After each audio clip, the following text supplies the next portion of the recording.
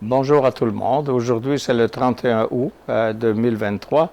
Est-ce que c'est une journée importante? Oui, parce que finalement, on a eu des statistiques finalement qui sont un peu contradictoires. C'est-à-dire aux États-Unis, on a, comment dire, montré que l'inflation n'est pas tout à fait encore en train de baisser. Oui, elle a baissé parce qu'elle était à 7 il y a un an, et puis aujourd'hui, elle est rendue à 3 au moins aux États-Unis.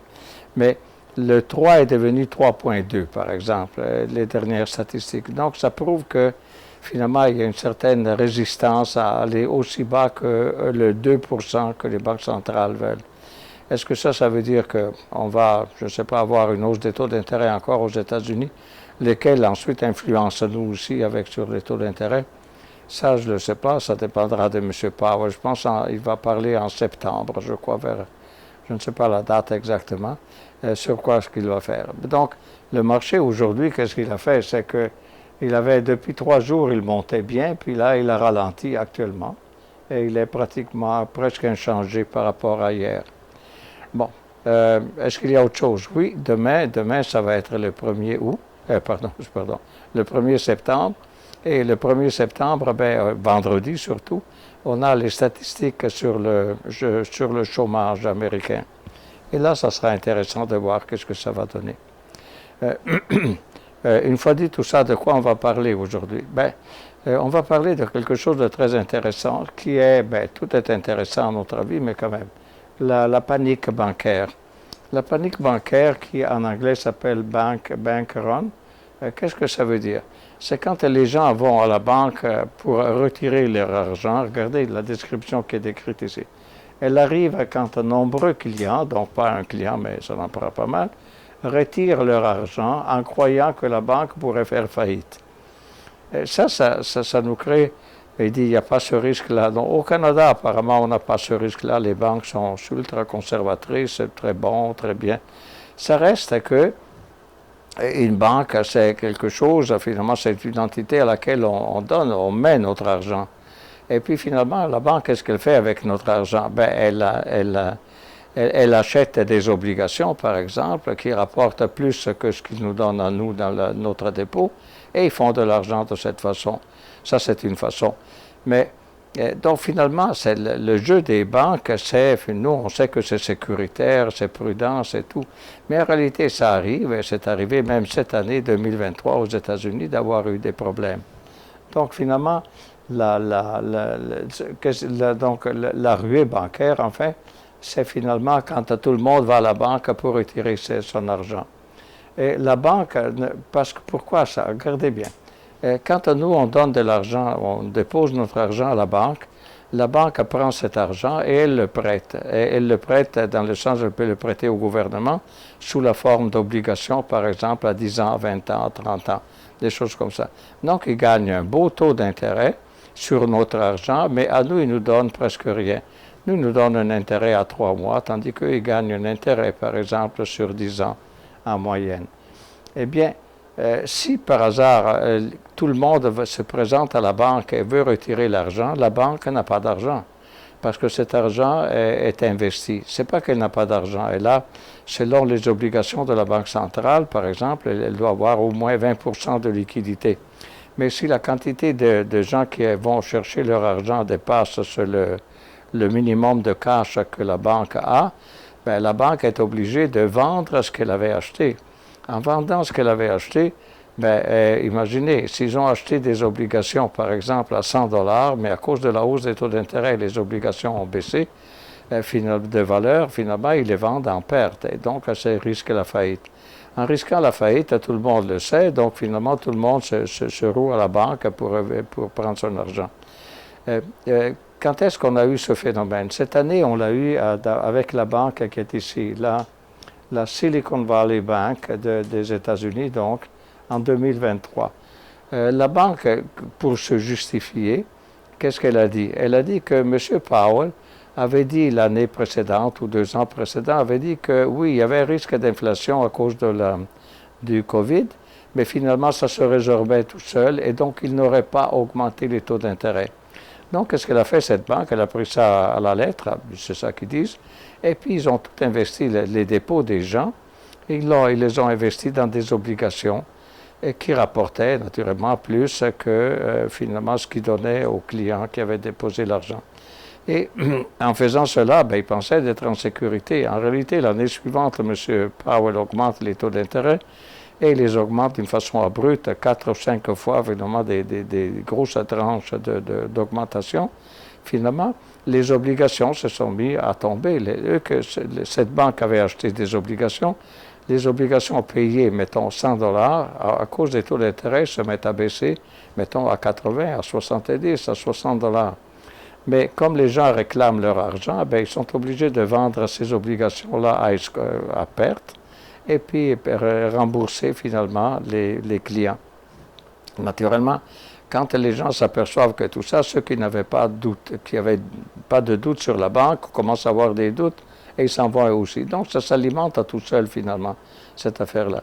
La banque, cette banque ici, la Silicon Valley Bank, c'est intéressant parce que c'est un cas arrivé cette année.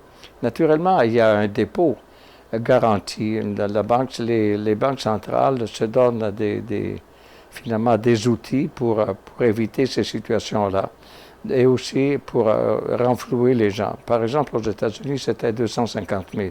Si vous avez déposé moins que 250 000, vous êtes remboursé par l'assurance. Autrement, si c'est plus, ben, vous perdez le plus, de 250 000. Naturellement, le gouvernement américain est intervenu et puis finalement, Mme Yellen, qui est la patronne du Trésor américain, a finalement fait en sorte de renflouer la banque avec l'argent nécessaire pour rembourser à 100% les gens. Mais ça, c'est pour vous dire, c'est une chose qui est arrivée. Mais récemment aussi, on a eu, par exemple en 2008, on a eu la Washington Mutual. C'était la même chose, même problème. Et avant qu'elle, il y avait, ou à peu près en même temps, la banque Wachovia aux États-Unis. Ça, sont les 3 banques aux États-Unis qui récemment, donc dans l'espace peut-être de 15 ans, ont vécu des problèmes donc de manque de liquidité parce que les gens demandent d'argent et donc leur argent et ils préfèrent le placer ailleurs finalement. Et donc, c'est la panique bancaire en quelque sorte. Est-ce que historiquement on a eu ça? Oui. Historiquement, on a eu en 1600 à peu près, on a eu les tulipes. En Hollande, par exemple, il y avait la spéculation sur les tulipes. Ça paraît crétin aujourd'hui de penser qu'on pouvait spéculer sur les tulipes, mais à l'époque, c'était un symbole de richesse. Donc, on empruntait de l'argent pour pouvoir acheter le bulbe de tulipe qui, apparemment, ça représentait un symbole de richesse et tout ça. Après, il y a eu, regardez, la bulle des mers du Sud britanniques. C'était un peu comme le Mississippi en France. C'est-à-dire ça, c'est en 1714, quelque chose comme ça. Très intéressant, c'était, par exemple, à voir le Mississippi ici, parce que finalement, on vendait des morceaux de terrain de la Louisiane, et sans trop savoir où est-ce que c'était et tout ça, et puis les gens spéculaient là-dessus, et finalement, la valeur de ces montait, et finalement, tout s'est mis à tomber. Mais ça avait permis au roi de France de payer sa dette, parce que ça venait de lui, cette affaire-là. De lui avec un monsieur, enfin, ça rentrait dans les détails, parce qu'on a fait une vidéo là-dessus, je pense, une des premières vidéos il y a 1 an, sur justement le Mississippi. Et après, on en a eu une autre, par exemple, la dépression napoléonienne, sans aller dans les détails de tout ça, mais c'était à la suite de finalement, une fois que Napoléon est parti, ben, ça a créé tout un problème en France. Et bien, c'est ça, c'est la dépression napoléonienne. Ensuite, on a eu le siècle, enfin, comment dire, il y a un siècle, à présent, on a eu la Grande Dépression, celle de 1929, qui a duré jusqu'en 1939, finalement, jusqu'à la Deuxième Guerre mondiale. Et donc, ça, c'est les récentes, dans l'historique, on peut dire comme ça. Mais la Grande Dépression, c'est quelque chose qui a marqué aussi beaucoup l'Amérique du Nord. Moi, je me souviens d'avoir parlé vers les années 60, 1960, d'avoir parlé avec des vieux Québécois. Et les vieux Québécois nous disaient que dans les années 30, finalement, c'était la misère, c'était vraiment très mauvais, même ici au Canada, naturellement, à cause de la dépression américaine. Et puis finalement, ben, si on voulait avoir une maison, il fallait se la construire soi-même. Donc, ils étaient devenus des experts à se construire une maison finalement, parce qu'autrement, il n'y avait pas de maison. Mais ça, c'était juste un exemple. Il y a eu des familles québécoises qui sont allées, par exemple, dans la BTB. Et parce que dans la BTB, apparemment, le gouvernement donnait des terres pour les familles qui, à Montréal, n'avaient pas à manger, en quelque sorte, où c'était la misère et puis tout ça. Donc, c'est pour vous dire, la ruée bancaire, c'est donc, si c'est une banque, ça va. Mais d'une banque à l'autre, ça peut devenir vraiment une sorte d'épidémie.